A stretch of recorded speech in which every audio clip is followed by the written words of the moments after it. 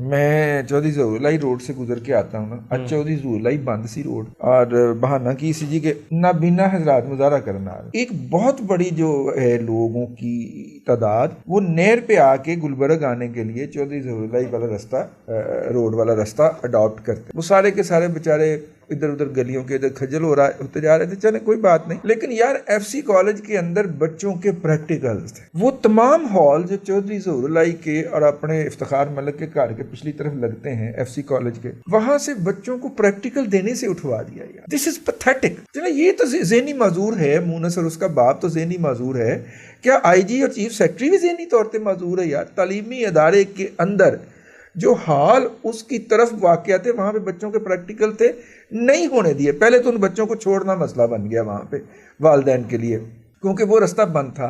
उसके लिए कोई याद तरजीही ऐलान हो जाता, कोई इश्तिहार छप जाता कि जी यह रास्ता बंद कर देता है,